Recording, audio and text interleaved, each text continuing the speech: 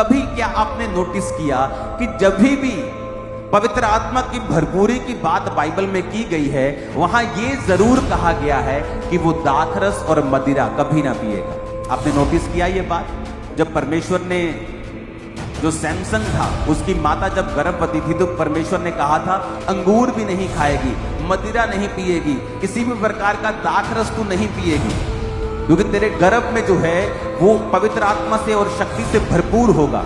अब नोटिस करना, जब भी परमेश्वर आपको पवित्र आत्मा की भरपूरी के विषय में कह रहा है, वो क्रिश्चियन लोगों को शराब से दूर करने के लिए बोल रहा है। और मोस्टली क्रिश्चियन लोग की बाइबल में लिखा है कि तू अपने पेट के लिए थोड़ा थोड़ा दाखरस काम में लाया कर। अरे वो होम्योपैथी दवाई की बात कर रहा है। होम्योपैथी दवाई में भी शराब होती है।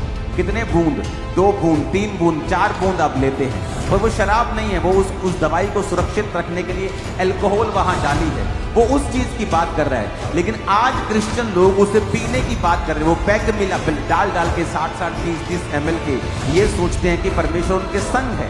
वचन स्पेशल कहता है कि जब भी पवित्र आत्मा की भरपूरी की बात हुई है, दूतों ने कहा है वो कोई भी दाखरस और मदिरा नहीं पिएगा। पुराने टाइम में किसी किसी के ऊपर पवित्र आत्मा उतरता था, किसी किसी को परमेश्वर दाखरस और मदिरा से दूर रहने की अनुमति देता था और बोलता था कि दूर रहे, से आज्ञा देता था। नए नियम में उल्टा हो चुका है। परमेश्वर ने कहा मैं अपना आत्मा सब मनुष्यों के ऊपर उंडेलूंगा, यानी जो किसी किसी को मिलता था, आज नए नियम में परमेश्वर वो चीजें सबको देना चाहता है। अगर वो सबको देना चाहता है तो रूल भी सबके लिए है कि कोई भी पवित्र आत्मा पाया हुआ क्रिश्चियन, कोई भी जीसस क्राइस्ट को मारने वाला क्रिश्चियन किसी भी प्रकार का दाखरस और मदिरा और वाइन ना पिए। और पौलुस भी यही कहता कि दाखरस के मतवाले मत बनो, परंतु पवित्र आत्मा से परिपूर्ण होते जाओ, क्योंकि दाखरस वही करता है, आपकी स्पिरिट को हिलाता है जो पवित्र आत्मा अपनी ताकत से करना चाहता है।